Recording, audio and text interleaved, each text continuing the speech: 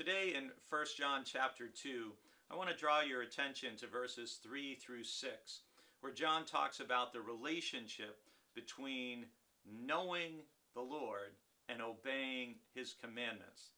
One of the things we see in our culture is there are a lot of people who publicly claim to be Christians, but their life makes it abundantly clear that they're not, because they violate and break so many of the Lord's commandments, even just beginning with the first two most fundamental ones of loving God and loving their neighbors. And sadly, we see in the news every day examples or illustrations of people who claim to be followers of Christ, and their behavior is the exact opposite of the sort of behavior that Jesus advocates, lives out, models, teaches, and wants from you and from me. There are a lot of people who they simply say, well, I know Jesus, I believe in Jesus, but their behavior reveals that they don't. And John says in verse 4, whoever says, I have come to know him, but doesn't obey his commandments is a liar.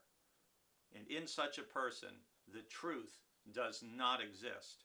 And our verse for the day is verse 6, where John says, whoever says, I abide in him, ought to walk just as he walked. You know, there's a saying that talk is cheap, right? And that actions speak louder than words. And this is absolutely true when it comes to our claiming to abide in Christ, to be his disciple, to be his follower. Because we are to walk as Jesus walked. How did he treat other people? With compassion, with kindness, with empathy. He never used people. He didn't use people as tools or pawns to get his way or to advance the kingdom. Jesus walked as perfectly as God could in human form. And we might not get exactly to his level, but you and I are to try to strive day after day to make every effort to grow in godliness and to walk as Jesus walked. So one of the reasons why this is so concerning to me is because with every passing year, fewer and fewer people in the United States claim any faith affiliation, and the perception of Christians in America is continuing to decline.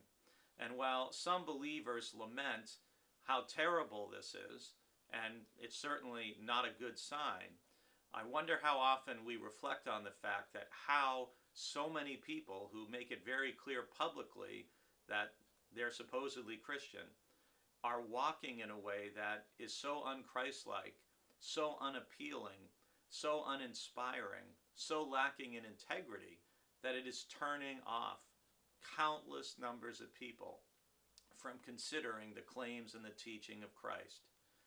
If we abide in the vine, which this is an allusion to from John 15, then we ought to walk just as Jesus walked. That is our challenge, and that is our calling.